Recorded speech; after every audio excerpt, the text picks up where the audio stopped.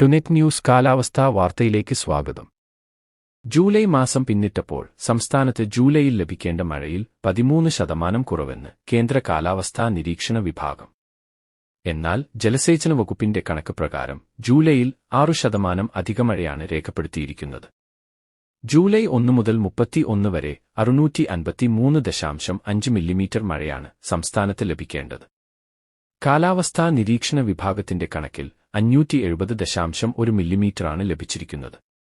എന്നാൽ ജലസേചന വകുപ്പിന്റെ കണക്ക് പ്രകാരം 694.3 മില്ലിമീറ്റർ ലഭിച്ചിട്ടുണ്ട്.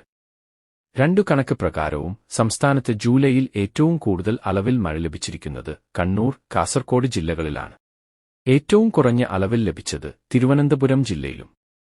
സാധാരണയിൽ ഏറ്റവും കൂടുതൽ ലഭിച്ച ജില്ല കാലാവസ്ഥാ വിഭാഗം പ്രകാരം കണ്ണൂരും ജലസേചന വകുപ്പ് പ്രകാരം തിരുവനന്തപുരവുമാണ്. സാധാരണയിൽ ഏറ്റവും കുറവ് ലഭിച്ച ജില്ല രണ്ടു പ്രകാരവും വയനാടാണ്. അതേസമയം ജൂൺ 1 മുതൽ ജൂലൈ 31 വരെയുള്ള മഴക്കണക്കിൽ സംസ്ഥാനത്ത് 9% മഴക്കുറവുണ്ടെന്ന് കേന്ദ്ര കാലാവസ്ഥാ വിഭാഗം പറയുന്നു.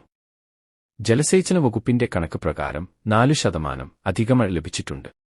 ചുരുക്കത്തിൽ സംസ്ഥാനത്ത് ജൂലൈ 1 മുതൽ 31 വരെയും ജൂൺ 1 മുതൽ ജൂലൈ 31 വരെയും രണ്ട് വിഭാഗത്തിന്റെയും കണക്ക് പ്രകാരം സാധാരണ അളവിൽ ലഭിച്ചതായാണ് കണക്കാക്കുക. കാലാവസ്ഥാ വാർത്തകൾ കൃത്യമായി ലഭിക്കാൻ ചാനൽ സബ്സ്ക്രൈബ് ചെയ്യുക. നന്ദി.